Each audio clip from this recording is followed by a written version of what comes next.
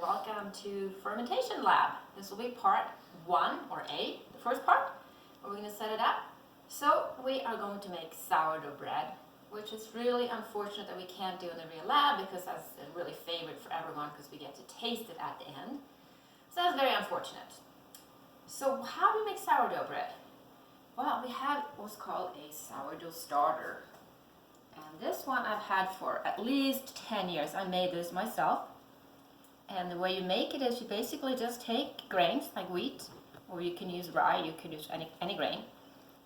Put liquid in it, water, and then you basically just let it sit out in open air, and it will capture wild yeast, because you think of this air as you breathing clean air.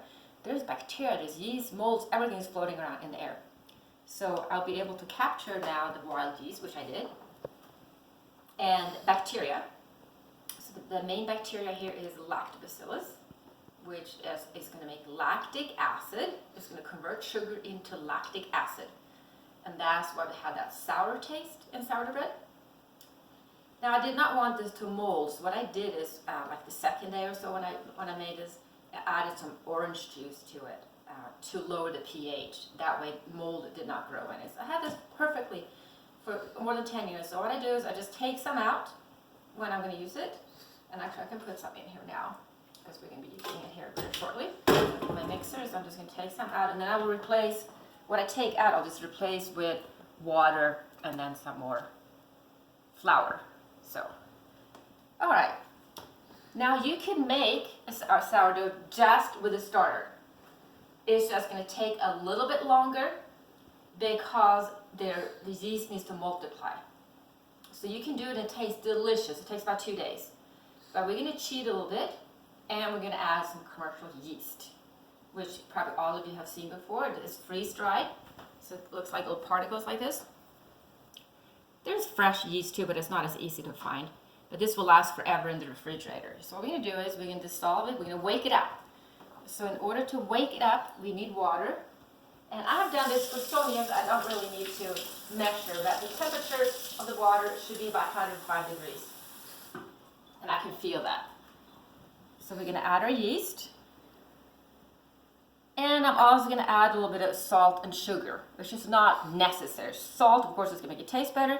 And sugar is just going to wake up the yeast a little quicker. So a good way to make sure that everything's going to go well is to make sure that your yeast is actually alive and active. So I've already done this, because otherwise we would wait 5 minutes. Now we're going to fast forward 5 minutes, just like the cooking shows, right? And here I have my yeast, and if you can see here closely, you will see there are bubbles. So bubbles is one where we can tell a chemical reaction is now occurring.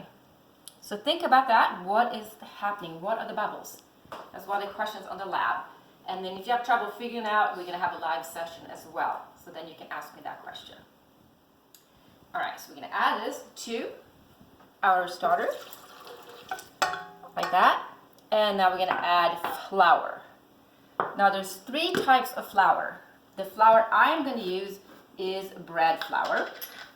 And I use bread flour because it has higher protein concentration in it.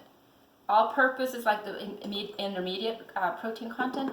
And then we have cake flour, which is low protein, because cakes you want like very fluffy and like a cake, you cut it just kind of flakes apart. Bread is going to be more held together, have more texture. So again, I've done for so many years, I don't measure anything. I just start this and I just look at it. So bread flour is a flour that has a higher concentration of protein, which we want because that's what's going to form the texture. And the protein in flour is gluten. Gluten is the protein. I'm sure you have all heard about gluten. Gluten intolerance, celiac disease. Celiac disease is actually a very, very serious disease. It only affects probably less than 1% of the population, but if you do have it, you can absolutely not have any gluten. You will die, actually die if you have gluten. It's very serious. With malabsorption and your intestine gets damaged. Now most people do not have that. They may have what's called gluten intolerance. Now gluten is very unique. Gluten is a protein that consists of 2 proteins actually. Gluten is kind of the generic term. So there's two proteins, and I'll write this down so next time I come on here, I'll write it down so you guys can see the spelling. There's two proteins, glutenin and gliadine, and they kind of slide together when you start mixing and kneading the dough. And that forms kind of a matrix. And I'm going to show this in our next episode here, how that looks.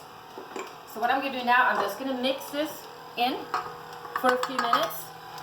And then I'm going to come back to part 2, and I will explain what happens with the gliadine and glutenin. So I'll see you back here. All right.